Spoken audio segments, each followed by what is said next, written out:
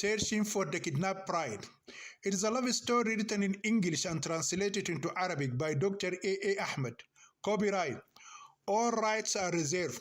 No part of this book may be reproduced, restored as a rival system, or transmitted in any form, or by any means without the prior written permission of the author, except by a reviewer, who may quote brief passages in a review for a print in a newspaper, general magazine, or a school journal. All characters in this book are fictitious, and any resemblance to actual person, living or dead, is merely coincidental.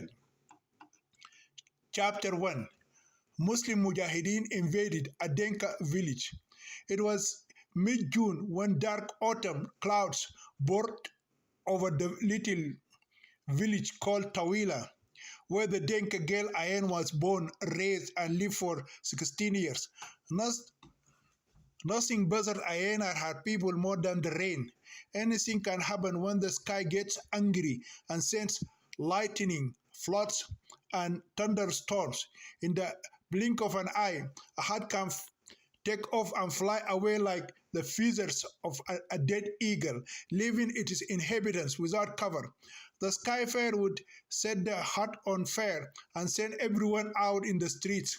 However, there is nothing that poor villagers fear more than a flood. More than any other natural disaster, a flood can destroy an entire village and sometimes wipe it and its inhabitants out of existence. So on that fateful morning, Ayen, her parents, her two brothers, and her little sister gathered near the door of their old hut and waited for God to decide their fate. The sky poured rain all night and continued until the early morning. The old and wise men and women of the village warned the foolish boys and girls of the possibility of a devastating flood. The village is built on the side of a tall mountain. Therefore, it is expected that water would have been accumulated throughout the night, and sooner or later it may cause flooding in the village. The sound of thunder made it difficult to tell whether a flood was approaching or not. As the poor villagers awaited God's judgment for their sins, the loud explosions of bombs and gunshots changed the atmosphere, as if their heavenly God had changed his ancient ways of punishing the poor South Sudan people and using human beings. He created deadly military devices to exercise his wrath on the enemies of Allah and his Prophet, the so-called infidel and pure Christians. For a time, wise and foolish alike were confused and did not know whether to flee, hide, or wait for their deaths. A wise man who lived elsewhere before he fled to the village knew what was going on and shouted to Ayan's father to run for his life. The man shouted, "Janjaweed!" If he had said that the cruel soldiers of Zubair Basha had come back to life and were about to attack the village to rape the woman and subject the men to slavery, or otherwise the barbaric soldiers of Abdullah ibn Abi Sarh, who had brought the curse of the Arab religion to Sudan, had risen from hell and invaded the village and were about to convert the Christian people to Islam by the edge of the sword, perhaps Ayan and her parents were not afraid of the news. The Arab Janjaweed who were Muslim Mujahideen came that morning, not only to abuse and kill Ayan and her Christian people, but also to rape the village itself. Their dirty feet and deadly weapons set fire to every hut and destroyed everything the southern villagers on it. They ride horses and carry machine guns. They hit their faces with black turbans, making them look like devils on horses. The term Janjaweed has been mistranslated into English as warriors on horses. If the word Janjaweed is translated literally, it means devils on horses. Jan means devil and Jawad means horse in the Arabic language. The jinn on the horse. The people of South Sudan call the Janjaweed Marahil, meaning nomadic tribes. The Janjaweed are organized militias affiliated with the northern Arab tribes such as the Misri and Rezegat, who live in the southern region of Darfur in Sudan. These militias are armed by the Islamic government of Khartoum under the pretext of protecting the region from attack by the southern rebels and Darfur rebels. Janjaweed raids on Denka villages have been going on for a long time. The Janjaweed were notorious for rhetoric, massacres, rape, and forced displacement. In Darfur province, the Janjaweed launched raids, bombings, and attacks on villages, killing civilians based on ethnicity, raping women, and stealing land, goods, and herds of livestock. Today, they are known as the Rapid Support Forces, or RSF. They were moved from the western region of Darfur and spread throughout Sudan.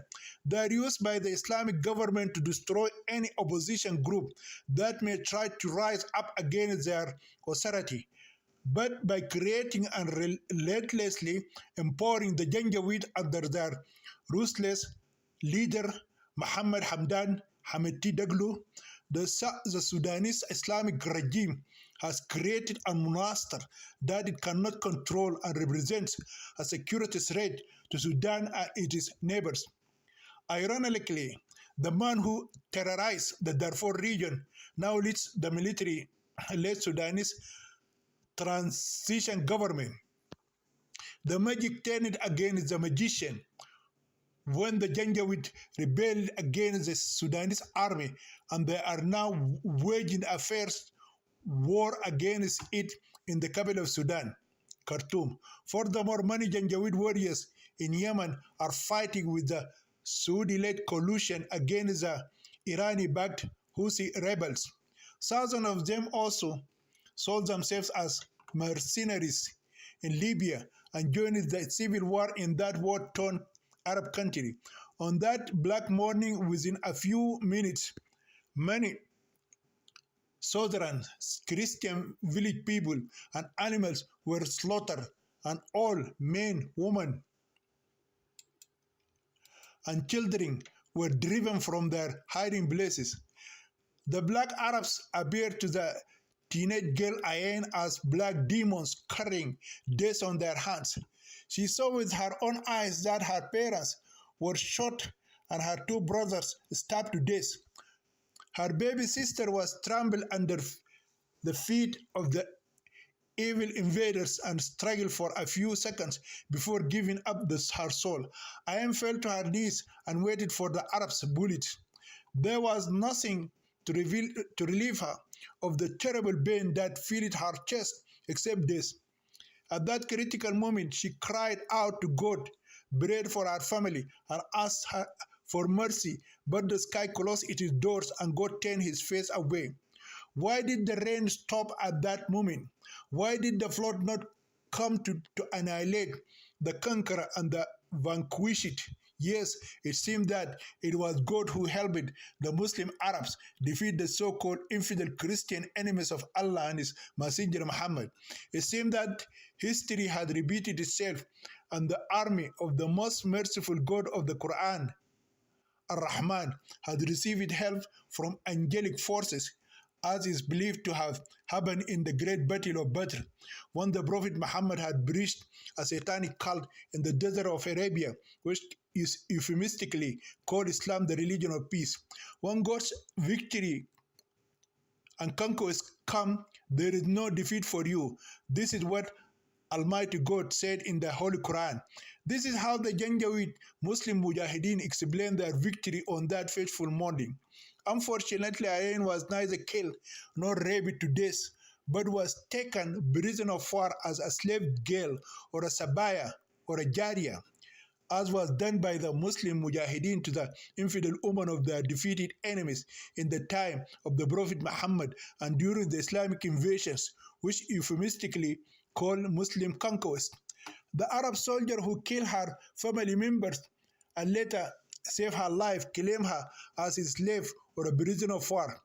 When the Muslim invaders finished their brutal slaughter of men, women, and children, they tied the exhausted young women and underage girls together and forced them to stand in long lines. The girl Ayan was confined among the female captives, somewhere in the first row. Her eyes were red and her face was swollen due to the smoke of the burning huts and her constant tears.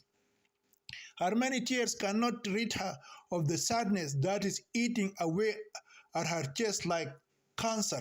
She understood that she would have to live with the oryx for the rest of her miserable life. How could she forget a day like this, when her dear family members were slaughtered before her eyes like animals? She hates the evil Arab man who did not hesitate to stamp his dirty feet on the tender body of her baby sister.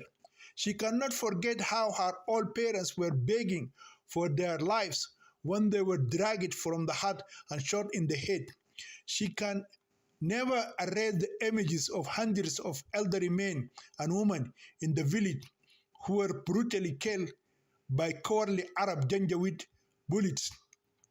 From early morning until noon, Ayan and the other girls stood on their feet and waited for the Arabs to gather their spoils and destroy the rest of the village. None of the men survived. Many children were strangled and trampled under the feet of the invading Muslims. Likewise, elderly women were disposed of by the firing squad. Those who were hit by stray bullets were dragged from huts and shot in the head. Only young, strong women and underage girls survived. By noon, the sun was finally able to clear the dark sky with thick smoke and shine everywhere. It is a blessing and a curse for female prisoners. They have not eaten food or quenched their thirst since the sky rained those black demons on their safe village. The hot sun dried up the fluids in their bodies and causes some girls to faint. Ayan is a young, tall, strong, and beautiful girl. Therefore, she can resist the hot sun for a while. Then the evil Muslim invaders drag the fainting girls into the trees. None of the Arab invaders tried to find out who among the wounded girls was dead or alive. They have more things to plunder. They are still busy searching for gold and money under the rubble. For the vulture in the sky and the wild beast in the forest, they left the corpses of victimized villagers and their dead animals. But for the southern rebels, they left nothing. Even local weapons, such as spears, axes, swords, and daggers were collected by them. Chapter 2: The Captive Bride from the Dinka Tribe. Ayan almost dragged her feet when the Muslim invaders ordered her and the other Christian girls to step forward. They were all tied with ropes and walked in line behind the Janjaweed. Some Arabs carried long whips in their hands and beat the body of any girl who refused to walk fast. Ayan fell on her face and could not stand up on her own. The whip cut through her delicate body like a sharp sword. Her voice failed her when she tried to cry. Another strong Dinka girl knelt on her fallen body and helped her to her feet. The Arab man continued to flog her body until she got to her feet and continued walking. With eyes full of tears, Ayan began to walk away from the village. She advanced physically, but her spirit continued to cling to her old village. She saw vultures flying overhead in the sky, waiting to feed on the corpses of her family and other people of the village. On that fateful day, the beautiful girl Ayan remembered the day she was engaged to her prospective future husband. There are only 2 months left before she gets her visa and plane ticket and flies to her husband in America. Although she had married him in his absence, she hadn't seen him in years. She remembered him when he was a little boy.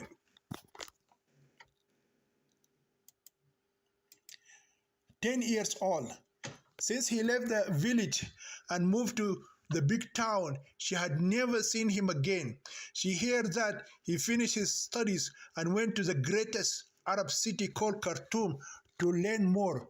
A few years later, she heard that he had traveled to India to attend university. Eventually, Ayan learned that Malwal had become a refugee and immigrated for resettlement in a big city in the United States of America. Of all the boys who left the village and went to the towns, Ayan was not interested in anyone except Malwal. She always enjoyed hearing news about him. One day she heard some news that made her sweat from head to foot. Malwal had sent a letter to his parents and asked for the hand of Mr. Majok's daughter Ayan in marriage. She liked the news but pretended to be upset by it. It was considered proper behavior in Sudan for a girl to act angry when she heard that someone was going to marry her.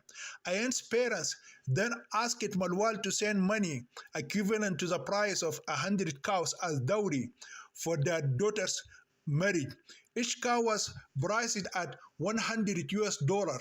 So as soon as Malwal sent 10,000 US dollars, the village elders solemnized Ayan's Christian marriage to him in a Catholic church. It has been a year since Ayan got married to Malwal. For some time, the groom could not convince the immigration authorities in the United States of America that he had married a Sudanese girl without his presence. How can he marry a girl in his village when he has not visited his country for 7 years? Therefore, he was required to provide substantial evidence that he had been in contact with her, either through written correspondence such as letters, emails, or telephone calls. For 6 months, the groom Malwal corresponded with his bride Ayan and thus collected enough evidence. Finally, U.S. immigration authorities were convinced that he loved the girl in question and married her in an arranged Christian marriage or a traditional African wedding. Once Malwal obtained the visa, he wrote to his bride and told her the good news. Unfortunately, by then, he was bankrupt. He spent every dollar he earned on his bride and her family. So he asked his bride to wait at least a few months until he could earn or borrow $2,000 to buy her ticket to fly her from Sudan to America. In addition, Malwal is expected to hold a wedding party when his beautiful bride Ayan arrives in the United States and invites at least 500 Sudanese citizens residing in the same American city so that his community can recognize his arranged marriage. He had to feed all 500 guests, including their young children, and those who would just show up uninvited. In fact, unexpected guests at such a happy celebration are always more numerous than those who are officially invited. Moreover, the Sudanese church pastor asked the groom Malwal to bring his bride Ayan upon her arrival at his church before the celebration party so that God would bless her.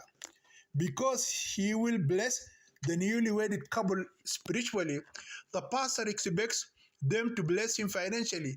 So far, Malwal has borrowed money from many people and received a big loan from the bank. Therefore, he has to work 2 jobs to pay off his many debts. It has been a month since he sent a plane ticket to his beautiful bride, Ayan. He has booked her flight and therefore knows the exact day of her arrival in the United States. Chapter 3. Dangerous robber on the highway. In the meantime, the kidnapped Christian bride Ayan and the other captive Denka girls continued to follow the Muslim Janjaweed invaders to their hometown in western Sudan. Some girls couldn't stand on their feet for a week's work. Those whom the Arabs judged to be weak and dying were left behind in the jungle for wild beasts and vultures to feed on their carcasses while they were alive before they died completely. The most painful and humiliating experience in life is being a slave. Slavery has been abolished, thanks to God, in all parts of the world except in some Muslim countries such as Sudan, Iraq, Syria, Libya, Mauritania, Saudi Arabia, Yemen, and Somalia. In Islam, God seemed very persistent and stubborn because he swore to himself and would not repent that as long as he lived, a man had the right to marry 4 wives at the same time and sleep with his female captives, slave girls, or female prisoners of war without marrying them. How could he change his mind when he promised 72 beautiful virgins in heaven to his followers who were ready to blow themselves up in smithereens for the cause of jihad for the sake of God? Ayan had never traveled such a long distance in her entire life on foot. She walked with the other girls for 3 days, eating almost no food and drinking only the little water their captors allowed. They were deliberately starved to prevent them from escaping. They worked most of the day and rested at night. At night, the kidnappers lit a fire to keep away the wild beasts. Dangerous creatures like snakes and scorpions were as common in the forest as flies. Some girls were bitten by poisonous serpents at night and in the morning were discovered dead or dying. Their captors left them to the vultures and beasts to finish the job. On the fourth day, Ayen and her kidnapped friends faced a more serious problem than they had experienced so far. Based on an ancient Sudanese work custom, captive girls were supposed to be given 3 days to mourn their dead relatives before their masters slept with them. Being ignorant of such a warlike custom, Ayen and her friends believed that their masters followed rare Islamic morals and would not touch them unless they married them. On the fourth day, while the hyena was patiently waiting for its prey to sleep, the Arabs waited 3 days before proceeding to rape their captive girls. In fact, some tribes in Sudan have changed moral laws by making evil good and wrong right. For example, there is a tribe where a man is not allowed to marry a woman unless he breaks into someone's house or a shop and steals from him. Another tribe only married its daughters to a man who kills another man and whose victim's blood appears on his spear or sword. Although these customs are illegal in Sudan, they are still followed. But these customs were nothing compared to the behavior of a group of people who took pride in stealing and killing, and whose actions were honored in Sudan as heroic. Some of their men were highly praised, and so thousands of poems and songs were written to honor their so-called acts of bravery. These heroes have been mentioned in great novels, and sometimes their stories have been reenacted on radio, television, and in theaters.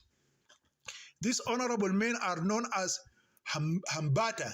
The term Hambata has no equivalent in the English language and is most closely associated with armed robbers and highwaymen such as Robin Hood and his gang. Two prominent heroes in the history of Sudan were known as Waddahawiya and Ashel Baitat. Many novels and poems have been written describing the brave deeds of Waddahawiya. What did Waddahawiya do to deserve such honor? He and his gang used to act like Robin Hood and attack caravans and shepherds in the wilderness and steal their livestock and money. If this is what the great Hambati did, what was honorable and praiseworthy of his actions? Isn't this what the Janjaweed invaders did to the Denka, Gel Ayen, her family, and people? But if you ask this question to anyone in Sudan, they will tell you that what the Hawiya was brave man because he used to carry out his action in a heroic way. He's a heroic he's a heroic thief. And this is a contradictory term or oxymoron statement because a thief is a criminal and a thief is a criminal, not a hero. Despite this, Al-Hambati wa Dahawiya is considered in Sudan a heroic and brave man. Like the Muslim invaders, they are considered brave heroes despite their killing of infidel men, stealing their property, raping their women, occupying their lands, and enslaving their children and free women.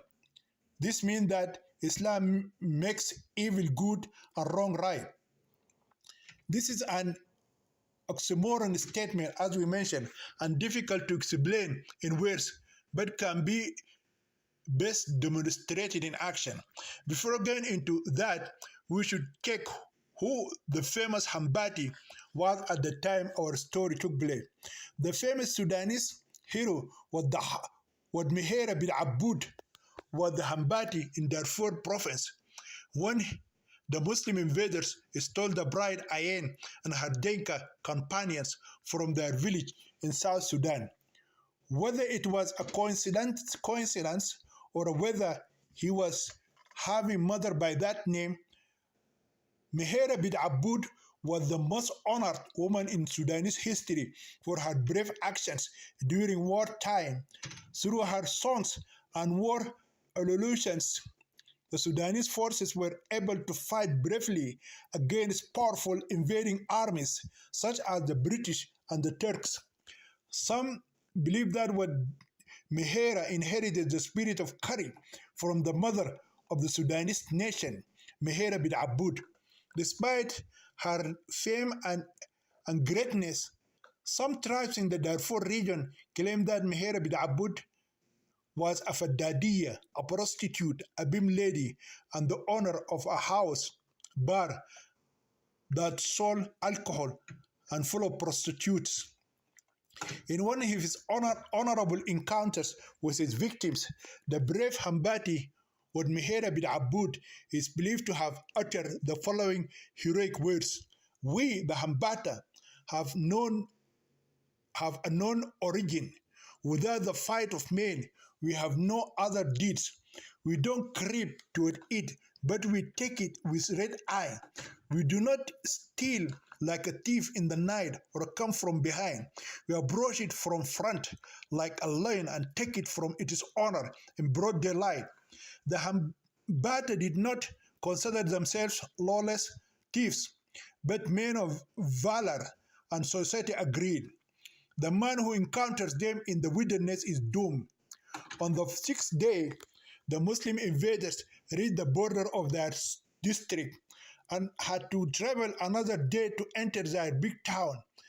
The day before, they had rested for several hours before resuming their journey. By then, the kidnapped Christian bride Ayen and the other captive Denka girls had turned into servants and sex slaves.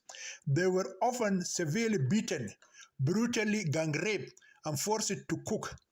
They walked for 6 days, dragging their rabid and exhausted bodies. They were deliberately starved to prevent escape attempts. The Janjaweed used sticks and whips to punish any captive girl who showed resistance or disobedience. On that day, near sunset, the Janjaweed encountered a group of Hambata led by the heroic robber with Mehera bin Abud. It's as if the earth suddenly opened and Satan and his demons emerged from the abyss.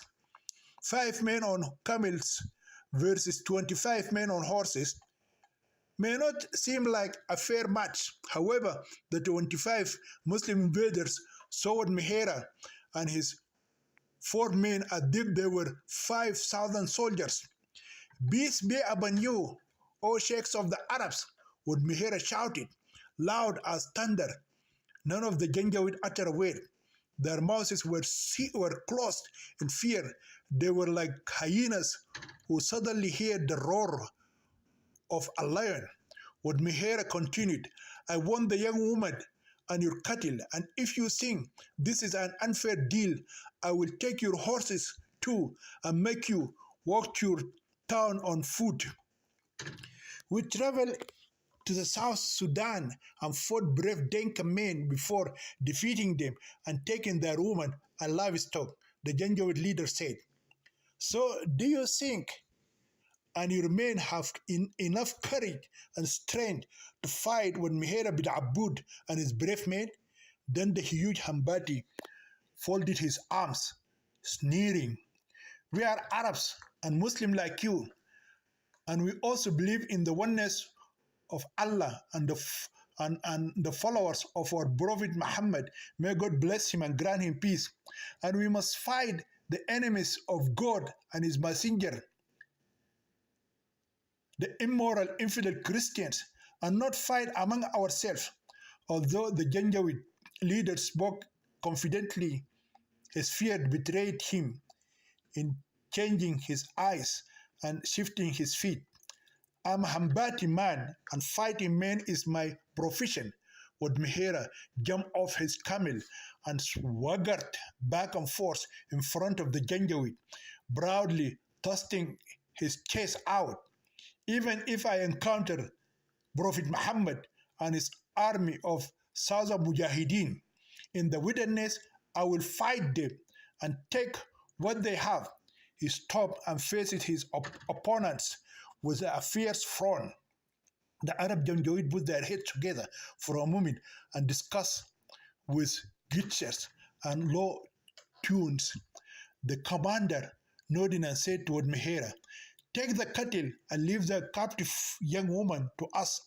Would Mihira swung one of his strong legs over his camel and pulled himself up, a gun appeared in his left hand. I want the Denka woman, the cattle, and your horses, and if you don't want to see the sun rise tomorrow, try to stop me. Before the Janjaweed leader could bargain further, he heard gunshots and saw 10 of his men shot dead and falling from their horses. No one shot them except with Mihera. Now you are 15 warriors, and I am one. Get off your horses and let us perform a heroic show in front of the girls of the Denka tribe. The 15 Janjaweed were forced to get off their horses and drop their weapons. Then they waited for Umbihera as a god to decide their fate. Unarmed himself, the huge Hambati man jumped off his camel. Come all of you, and wrestle with me. If you can knock me down, I will let you go and take nothing from you. I would be here with Abud, and I gave you my words in front of my men and these beautiful Denka girls. Then the Janjaweed leader sent 3 of his men to fight the huge Hambati man, who stood like a mountain in front of them.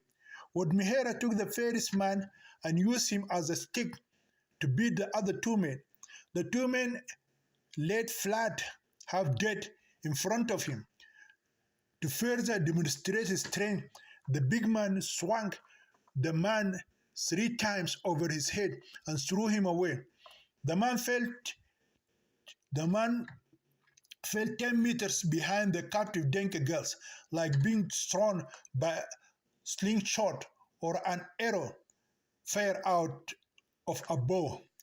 The commander of the Janjaweed invaders knelt down and begged with Mihera bin Abud, please, sir, the greatest hero of Sudan, take everything, save our lives, only because we are now at your mercy and compassion. Chapter 4. The American groom is waiting for his Denka bride to arrive in the USA.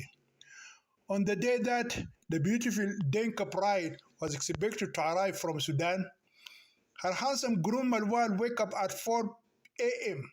and headed to the international airport to receive his virgin bride Ayen.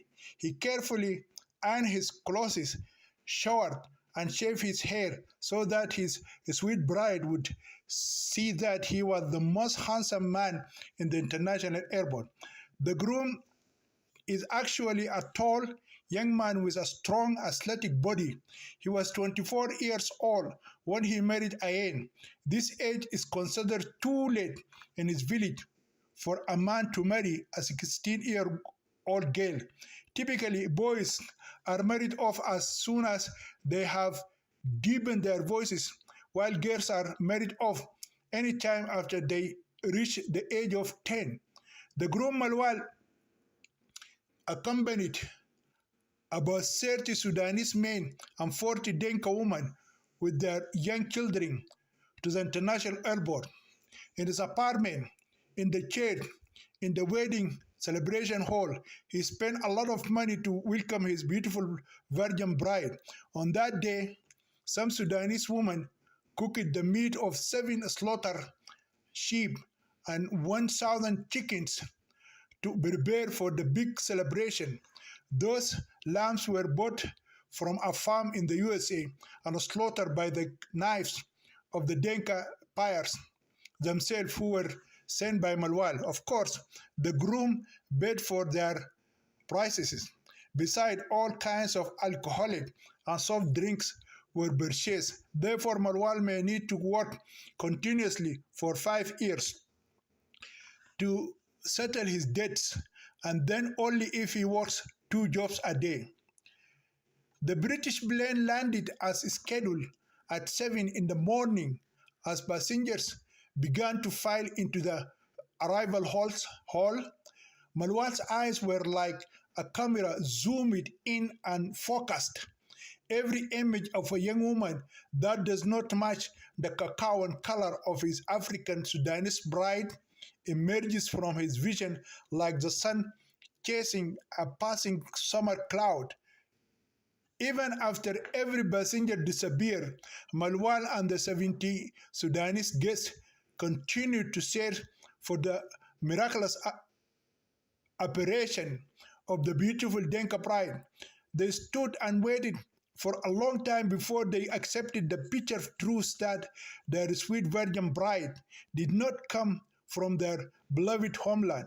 If the president of the Sudanese Association has said that the plane had arrived without a pilot, Malwal's mind would have accepted such an impossible possibility, but not that his bride Ayen was not among the passengers.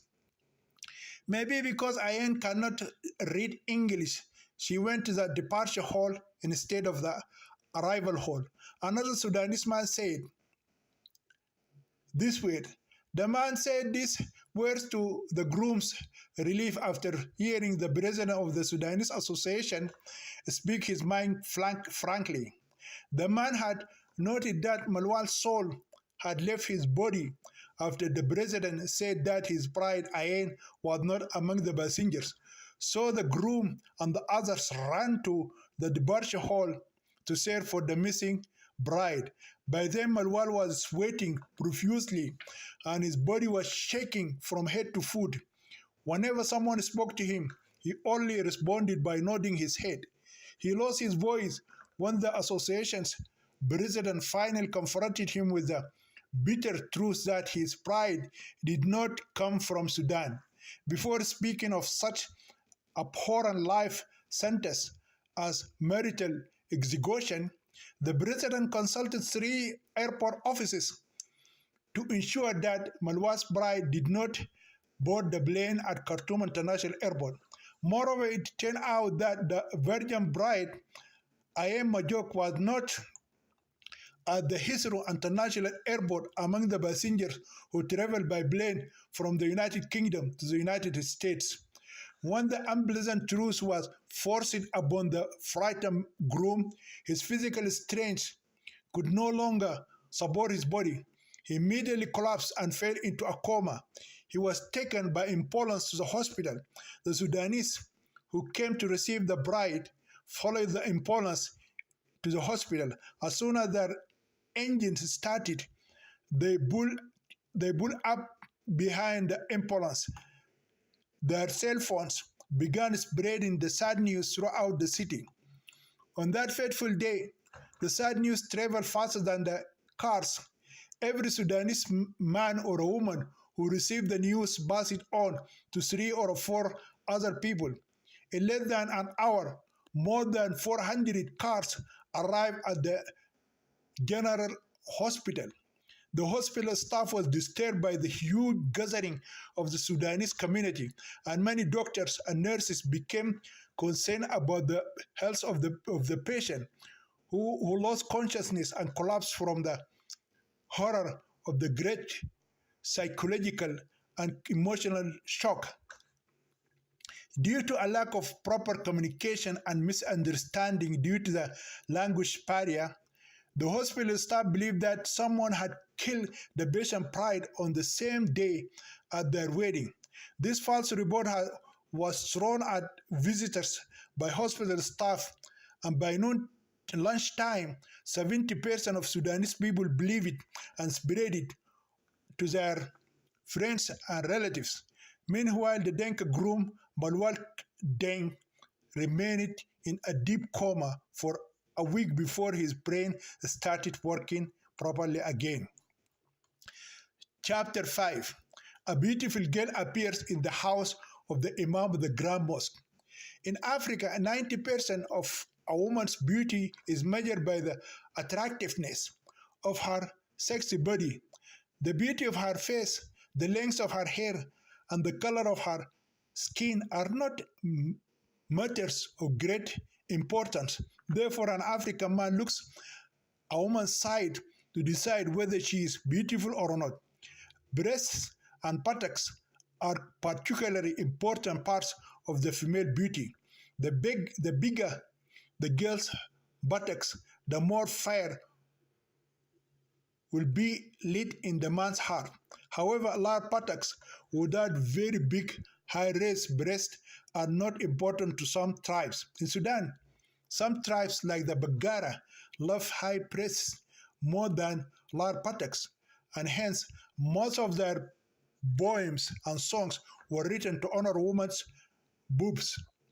In fact, one of the cities of Bagara was named An-Nihud, meaning the woman breast.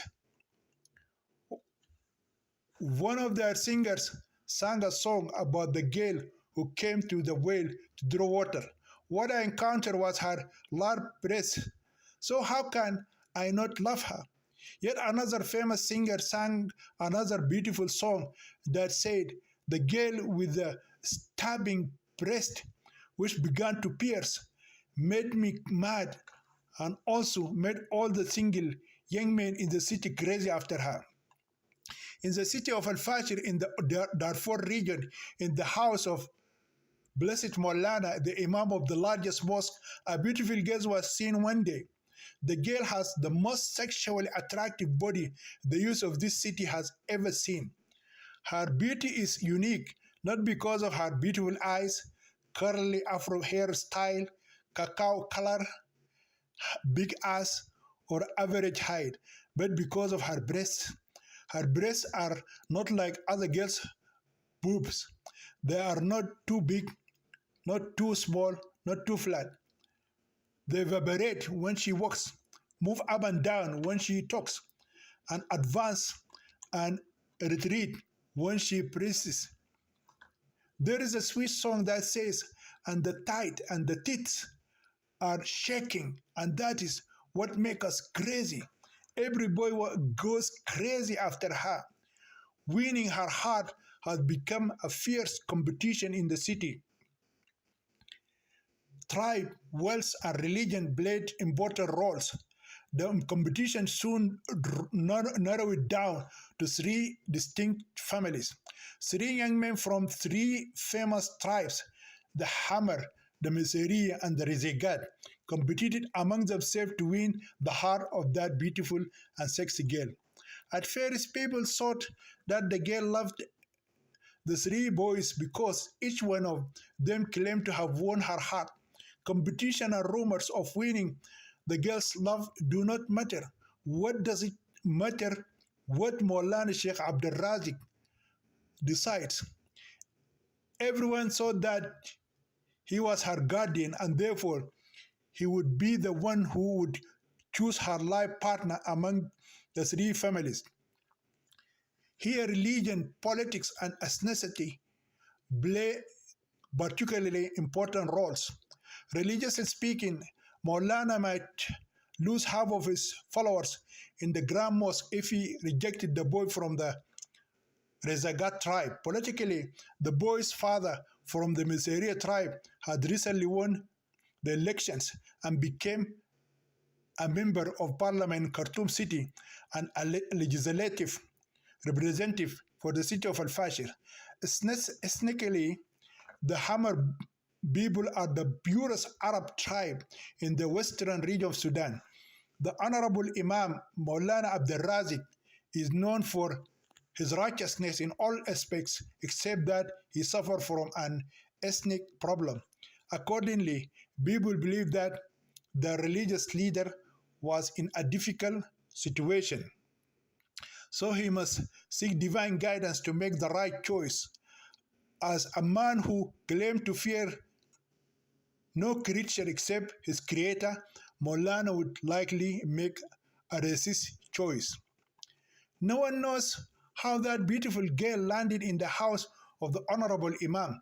One day she appeared inside his house and some female visitors saw her. This neighboring woman tried to find out who this beautiful girl was from the wife of Maulana. The honorable wife swore on her father's grave that she knew nothing about the beautiful girl. He said one evening her blessed husband came home and brought the girl with him. The distinguished Imam said to her, "The girl is a responsibility and a trust in his neck, and if something bad happens to her, he will be held accountable for it on the day of resurrection." Maulana's wife accepted the responsibility and treated the girl as one of her servants. This wife is 55 years old and has three daughters who are married and have sons and daughters, and some of their daughters are married and have children as well. Another mystery about this strange girl is that she is not a young Muslim woman and does not pray 5 times a day. It is obvious to anyone that the beautiful girl is from South Sudan and from the Denka tribe. How did the Imam of the mosque agree to keep an infidel Christian girl in his holy residence? Maulana himself answered this question when asked by a group of believers. Our honorable Prophet Muhammad, may God bless him and grant him peace, had a Christian female slave named Maria the Coptic in his house. These religious issues were settled as soon as the girl was seen in Maulana's house. What is important to the people now is which boy among the three tribes will the blessed Imam choose as suitable husband for the beautiful Christian girl who lives in his holy abode. Chapter 6. She is a trust hanging around my neck. The Honorable Sharif, the good Hassan, and the honest Al-Sadiq are the likely candidates for one of them to be the husband of the beautiful Christian girl who lives in Maulana's house, whose name is Ikhlas. Her name is the faithful and loyal girl and devotion. Of the three boys, only Sharif's parents are considered by everyone to be pure Arabs, with no trace of African Negro roots on them.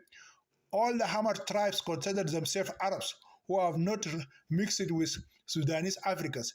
Regarding their religion, they believe that they were Muslims before the Prophet Muhammad started preaching Islam in Arabia.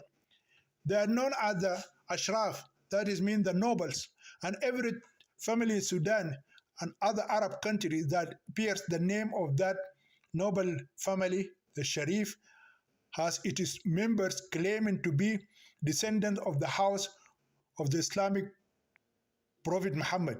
In terms of courage, most of the Hambata highway robbers came from that tribe.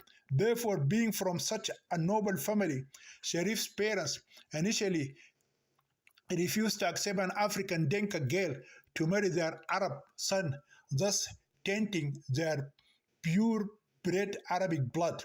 Since love is blind or does not know social and racial pariahs, Sharif is ready to abandon his family and, if need be, his religious affiliation for the sake of that beautiful girl. He told his parents that he was sick and tired of seeing the girl walking down the street every day with her spear-like breasts, and that he stood like a woman looking at her. Therefore, he swore to God that before the rainy season came the next year, he would impregnate her with what haram or an illegitimate child, even if he has to rape her, if he could not be able to marry her legally through halal Islamic marriage. This threat forced the parents to agree to halal marriage according to the holy book of Allah and the sunnah of his messenger Muhammad. However, Sharif parents agreed to their son's request on one condition: their son must cover his own blade first before covering another family's blade. Most Arab tribes in Sudan believe that a boy has a divine obligation to marry one of his female relatives before he can marry a foreign girl as a second Muslim wife. It is likely that this custom was borrowed from the example of the Prophet Muhammad and his cousin Zainab bint Jahsh. Initially, Zainab married Zayd, the Prophet's adopted son. The Prophet's biography tells us that one day the Messenger of Allah, may God bless him and grant him peace, went to visit his son. When he arrived home, his son was not there, but his daughter-in-law was. Zainab was alone in her house or a tent. She was white, beautiful, and fit with a sexy body. A wind blew, and the tent door opened. The Messenger of Allah saw Zainab mutahassira, that is mean a half-naked woman, and his heart changed. He became sexually aroused, and his dick stood inside his jalabiya like the canon of Ramadan. It is most likely that Zainab had large buttocks because of the hadith in which it was stated that the Prophet, may God bless him and grant him peace, said, "May God bless a hairy man and a woman with cubed buttocks, that is, one with large buttocks." Then a sign from heaven or a revelation from God descended upon the Prophet, forcing his son Zayd to divorce his beautiful and sexy wife Zainab, and commanded the Prophet to marry her and have sex with her in a lawful manner. The moral behind this story between the messenger, the lustful father, and son Zayd, and the divorce of his beautiful and sexy wife Zainab is not clear, but it has become a custom that has been imitated in Islamic societies throughout the long history of Islam. It is a great shame in Sudan for a boy to refuse to marry first one of the daughters of his uncles or aunties. If condition first, he is free to contract marriage with any other outsider Muslima girl as seem good to him, a second, third, or fourth Muslim wife who has not blood relationship with him.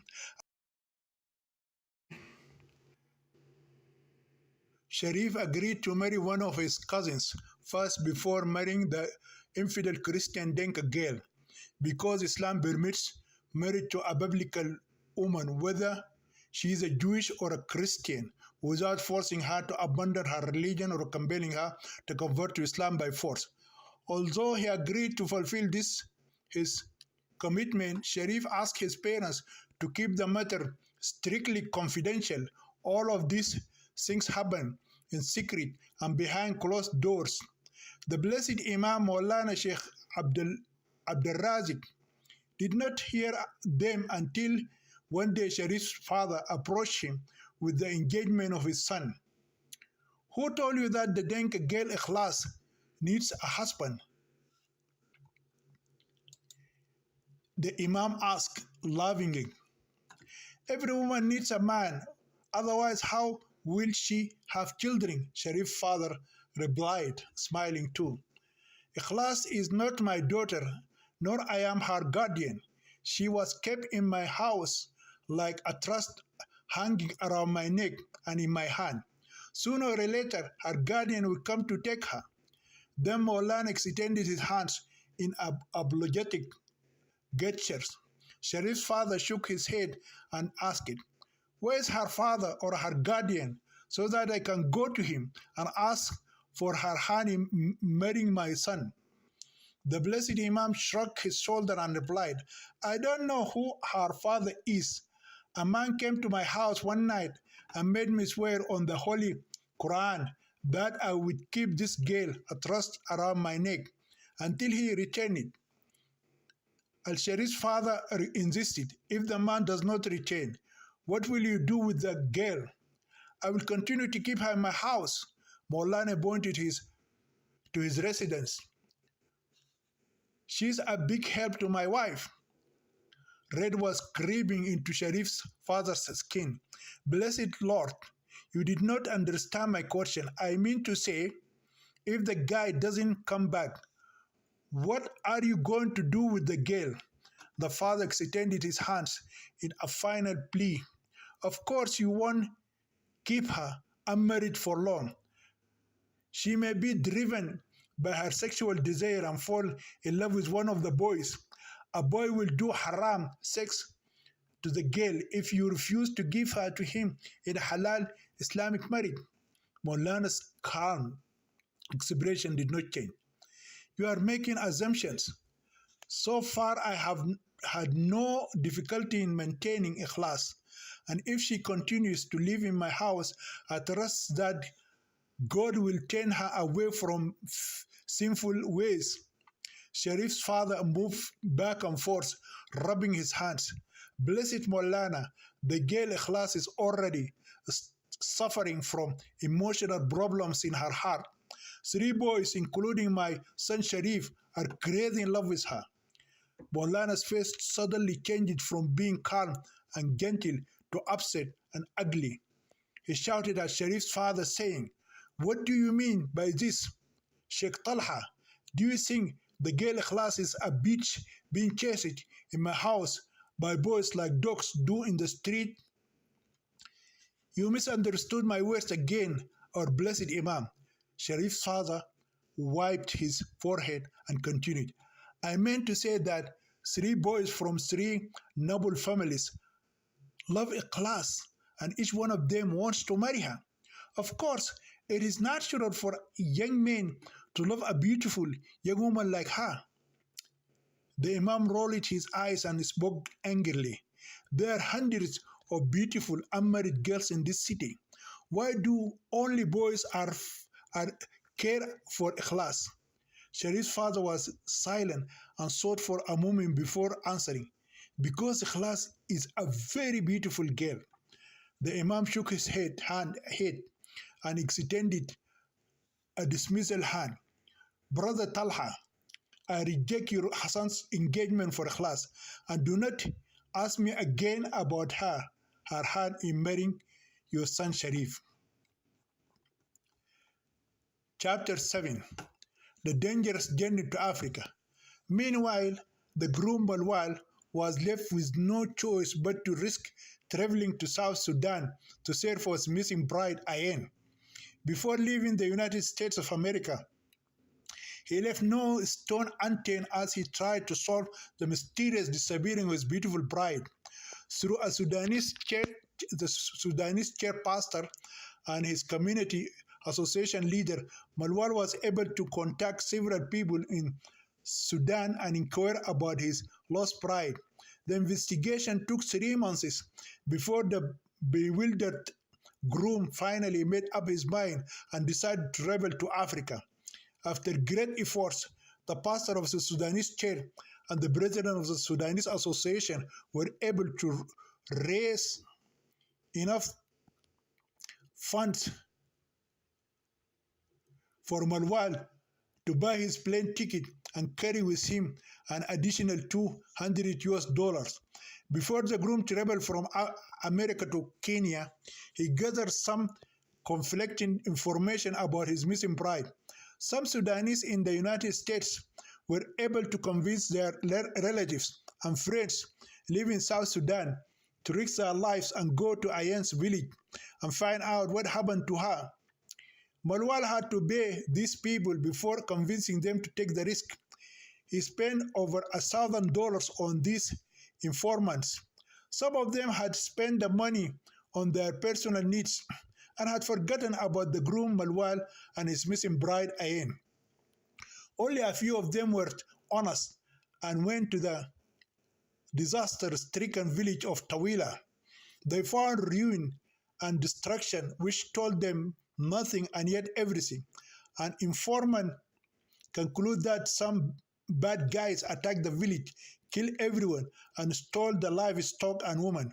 The reporter of such information didn't want to come to a hasty conclusion about who the bad guys were. He reported that the village was destroyed and the bride most likely perished along with her family and other people. The second informant reported the same but accused the Muslim Mujahideen invaders who were called the Arab Janjaweed of committing that heinous crime. The third informant blamed North Sudanese army soldiers who often committed such a cowardly massacres. The fourth informant came up with a possibility that even Malwal refused to believe. He said that a bloody battle broke out between the southern rebels and the villagers over food. The rebels won the battle because they had cannons and machine guns, while the poor villagers used local bladed white weapons such as swords and spears to fight them. When the rebels finished massacring the poor villagers, they took their livestock, food, boys and girls, and then burned the village. The rebels saved the lives of young men and women because they needed more people to join their cause in their war against the Northern Army. So most likely, the bride Ayan is now a rebel fighter in the jungle. There are more speculations and information that have reached the groom's ears about the destruction and devastation of the village Tawila and the disappearing of his beautiful bride Ayan, but they are not worthy mentioning. The Denka groom Malwal had encountered racial and political problems with the Khartoum government of the Muslim Brotherhood before fleeing Sudan and ending up in India. He knew and understood that he would be arrested at Khartoum International Airport, taken to one of the ghost houses, and tortured to death by cruel Islamic security men or members of the Janjaweed militiamen known in Khartoum as the Rapid Support Forces. For this reason, he could not travel directly to Sudan. Instead, he landed in Kenya, hoping to smuggle himself across the border into South Sudan. Many Sudanese friends in America tried to prevent him from making this dangerous journey to his motherland. They said that if he managed to avoid the rebels in the forest, he could become a victim of the Sudanese government army, which includes a large number of Northern Muslim Arabs and Africans from Darfur region. The government army consists of military soldiers and volunteer Islamic fighters known as Mujahideen.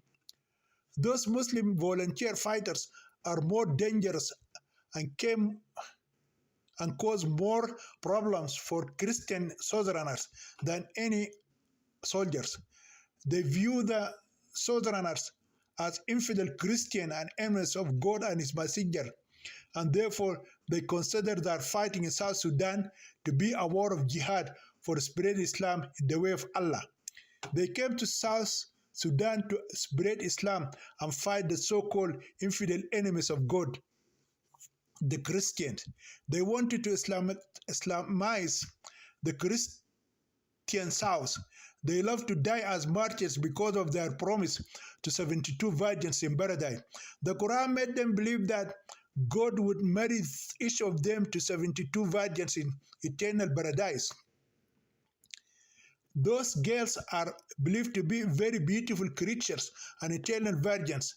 A hadith attributed to the Prophet Muhammad states that whenever a man has sex with one of his 72 lovely virgins, she will miraculously become a virgin again. Every time a man's penis breaks her hymen, when he inserts it in her pussy and fucks her, she goes back to being a virgin again and again, and that is forever. It is also said that the Virgin of Heaven does not urinate, defecates, or menstruate. Whatever she eats and drinks, it comes out of her body as sweat, and her sweat smells like musk. A man cannot make her conceive a child even if he has sex with her a billion times.